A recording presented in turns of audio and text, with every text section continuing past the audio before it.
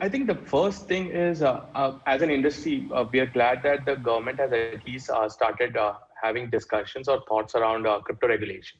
Because until a year ago, or until even 6 months ago, we did not know what the government was even thinking about crypto regulations in the country. And we've been fighting for regulations for the last 2 to 3 years.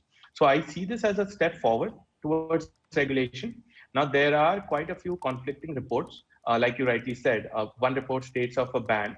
The other end, we have our finance minister who's given an interview where she said that India does not plan to shut off all cryptocurrencies. So I see this as like the road to regulation in India, where there's a lot of confusion today, but very soon, I'm sure that the government will talk to the industry players as well, because until now the government hasn't yet reached out to the industry players.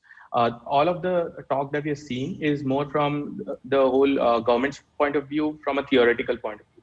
I think the practical knowledge that the industry has, that is yet to reach the government levels. And I think once that happens, there'll be more clarity in India on what the direction will be. But I don't personally believe that a ban is on the card. It'll be more of a middle path that the government will form in India, because there are over 10 million people in India holding cryptocurrencies today. Yeah, that is a big number. But you think there could be restrictions imposed on trading cryptos? And if so, how would that impact your business? So I'll tell you where the largest concern for the government in general is. It's on the use of cryptocurrencies as a payment instrument in India. And that's where the major concern is. And we've heard a lot of the asset and the utility use cases. They seem to be perfectly fine with that, which means trading is not the issue. It's the use of cryptocurrency as a currency or a payment instrument in the country where the issue lies. And I think working with the industry, I'm sure they'll be able to separate these two things and allow trading and holding of crypto assets in India.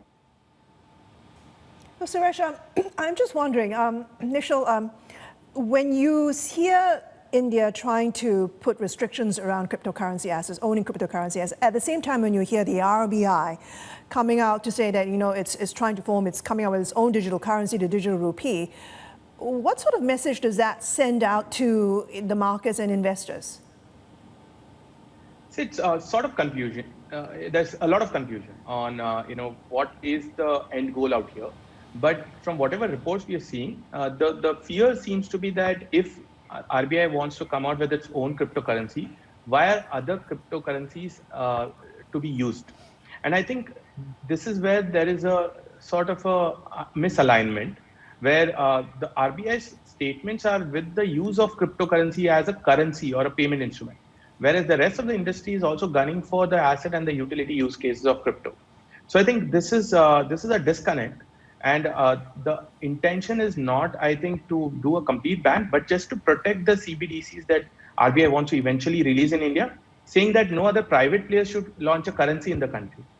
So I think it's more to do with definitions, because we've heard from places where they say that you can call it crypto asset, we're fine with that. But the cryptocurrency term comes off as a competitor to the INR. So I would say it's just the beginning of our road to regulation, and these confusions are bound to arise.